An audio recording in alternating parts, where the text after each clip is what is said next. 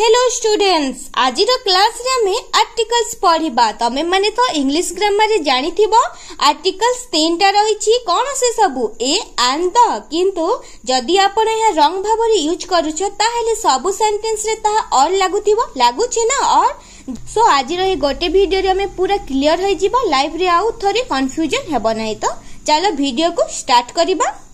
सो पिला माने प्रथम आर्टिकल्स कोन आर्टिकल्स कौन आम क्या आर्टिकल्स कही था। तो देख an articles is a word that is used before a noun to specify or define that noun.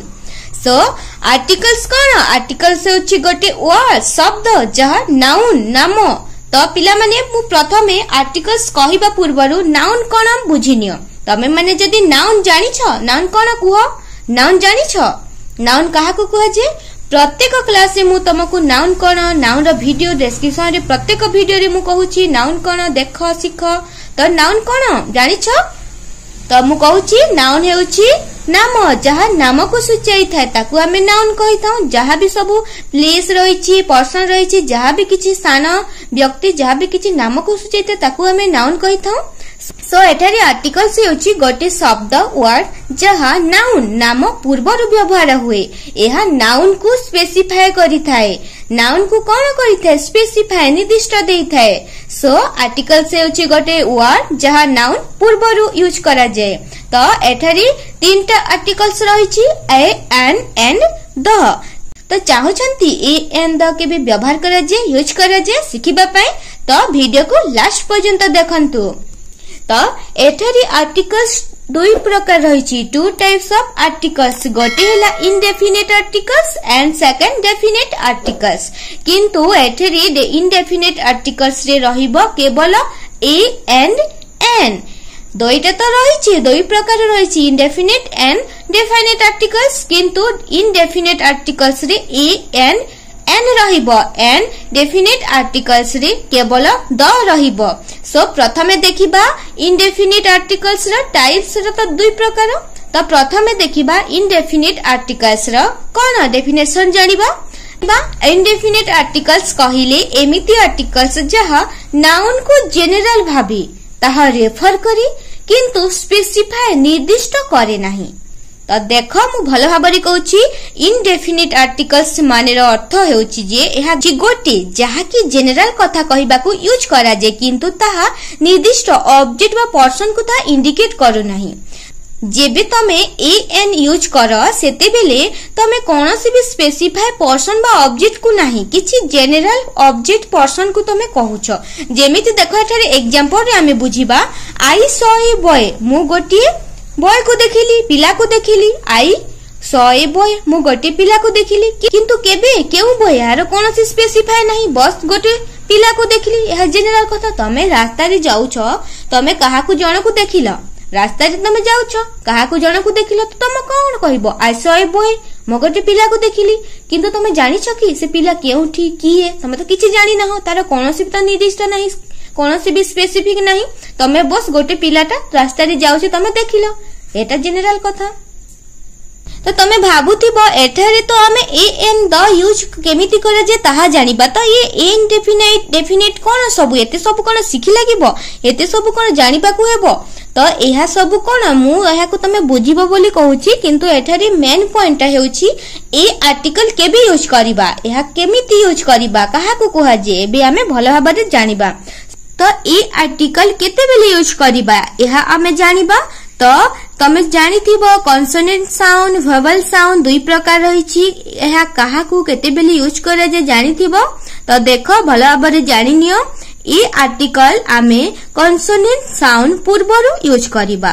So English grammar रे इंग्लिश अल्फाबेट रे केतेटा लेटर रहिछि जेउ ए रु जेड पर्यंत रहिछि A B C D Z पर्यंत रहिछि ताहा केतेटा लेटर अछि ताहा 26 टा लेटर अछि।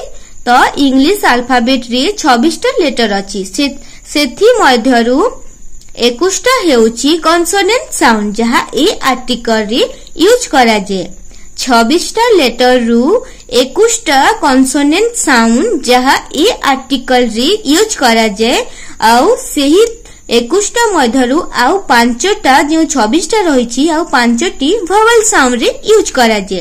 तो 5टा कोन सबु ए ई आई ओ यू एहा वोवेल साउंड रे यूज करा जे। तो एहा मने रखिबो 21टा हेउछि कॉन्सोनेंट साउंड जो ए रे आर्टिकल रे यूज करा जे। 5टा हेउछि वोवेल साउंड जो एन रे यूज करा जे। जेमिति एठारे ए बॉय एहा हेउछि साउंड कोन consonant sound a boy a book a car सेमिति an apple an egg an umbrella. तमे साउंड को सुनी की जानी रख एहा केवल साउंड ऊपर डिपेंड्स करे। एहा ए एन एहा केवल साउंड ऊपर डिपेंड्स करे स्पेलिंग ऊपर नाही। जेमिति एन आवर कोन साउंड हेउछि आवर ए यूनिवर्सिटी साउंड हेउछि यू सेमिति एहा स्पेलिंग ऊपर नुहे साउंड ऊपर डिपेंड्स करे। बेले बेले तो मिस्टेक करंती स्टूडेंट्स माने जेमिति कहंती she is a honest girl she is a honest girl किंतु एहा भूल अटे कोन हेबो ठीक she is an honest girl she is an honest girl. So तमे जानिलो आमे केते बेले ए यूज करिबा एवं केते बेले एन यूज करिबा। तो एबे देखिबा डेफिनेट आर्टिकल्स कोन डेफिनेट आर्टिकल्स कोन एहा हेउछि द केवल द। तो डेफिनेट आर्टिकल सेही नाउन पई यूज करा जाय जहा ऑलरेडी जानिछ बा एकमात्र रहिछि। तो केमिति एग्जांपल सहित जानिबा एठारे अछि this is the book I was talking about एहा सेही पुस्तक जहा विषय रे मु कहूथिली। तो एठारे बुक तो जनरल नुहे एग्जैक्ट सेही बुक ऊपर कहा जाउछि जे एहा सेही पुस्तक जहा विषय रे मु कहूथिली एग्जैक्ट ही सेही बुक विषय रे कहा जायछि। तो एठारे पर्सन ऑब्जेक्ट जहा पर एग्जैक्ट पर्टिकुलर ही रही छे सेही बुक सेही व्यक्ति जहा किछि कहछो ताको एग्जैक्ट ही सेही बुक को कहछो।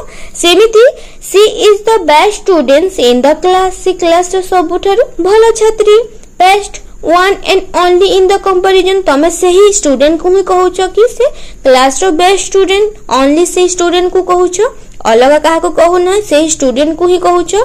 सेमिति the sun rise in the ईट्स एहा दुनिया रो केवल गोटे मात्र अछि यूनिक आउ तो सन नाही ना गोटे मात्र ही सन रही छी आउ तो सन नहीं तमे ताको ही कहछो sun unique. Moon looks beautiful too नहीं तमे स्पेसिफिक ताको ही कहछो यूनिक। तो तमे जानि नियो जहा भी किछि नाउन पई हमें यूज करथाऊ गो जहा एकमात्र ताकू हमें डेफिनेट आर्टिकल्स कहिथाऊ। तो एठारी हमें द केते बेले यूज करिबा जेते बेले किछि भी नाउन पई यूज करा जे। तो एठारे नाउन कोन रहिछि जेमिति ओपन द डोर कबाट कबाट कोन गोटे नाउन रहिछि आमे ताकू खोलो कबाट खोलो कहि करी आमे ताकू दया करी कबाट खोलो एमिति किछि कहूछु। तो एठारे नाउन तो नाउन पई यूज करा जाय नाउन पई यूज करा जाय केवल ऑलरेडी गोटे जिनिस पई एकमात्र अछि ताहा नाउन पई यूज करा जाय सेथिरे आमे द को यूज करिथाउ जेमिति ओपन द डोर प्लीज एहा स्पीकर बा लिसनर दोहे को जानंती दोहे जानुछंती कि डोरटा निर्दिष्ट सेथि पई एन साउंड ऊपर डिपेंड्स करे स्पेलिंग ऊपर नुहे। तो लास्ट गोटे छोटो प्रैक्टिस टा रहिछि तमे माने आंसर करिवो जेमिति गोटे रहिछि question he is dash doctor he is dash doctor कोन हेबो मु एठारे पांचटा क्वेश्चन दे देउछि तमे माने आंसर कमेंट्स रे जणाइबो ही इज डैश डॉक्टर एठारे ए लागिबो एल लागिबो द लागिबो तमे माने कहिबो I saw dash elephant in the zoo I saw elephant in the zoo semiti the Ganga is dash holy river the Ganga is dash holy river sprout dash orange I went to dash market yesterday। सो यार answer तमे माने करिबो and देखो पिला माने तमे जदी A N the केवल ए तीनटे वर्ड जदी तमे भलो भाबरे सिखि जाउ छ ताहले इंग्लिश फ्लुएंटली स्मार्ट भाबरे कहिबो काहे कि ना पिला माने तमे जदी एमिति डेली प्रैक्टिस करिबो ताहले तमे इंग्लिश फ्लुएंटली भाबरे कहिबो। तो रिपीट करो प्रैक्टिस कर पुणी थरे जहाँ तमे क्लियर हो जिवो जदी मो कहिबारे तमे जदी बुझु ना ताहले वीडियो को रिपीट कर बुझिबा पाई जहाँ तमे इजीली सिखि पारिबो कि ए एन द केते बेले यूज करूं, केते बेले ए लगू, केते बेले एन लगू, केते बेले द लगू। रिपीट कर पिला माने वीडियो को रिपीट कर जदी बुझी ना हो आ तम सांग साथी पाख को पठाओ। दुहे मिसी की अभ्यास कर, दुहे मिसी की प्रैक्टिस कर।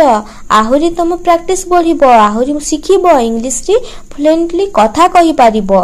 सो पिला माने आजिर क्लास एतिकी रहिला। तमे माने मु आशा करछि बुझी जाइथिबो। आ एमिति आहुरी वीडियो अनेक पाइबा हेले मो चैनल को लाइक शेयर सब्सक्राइब करिनियो।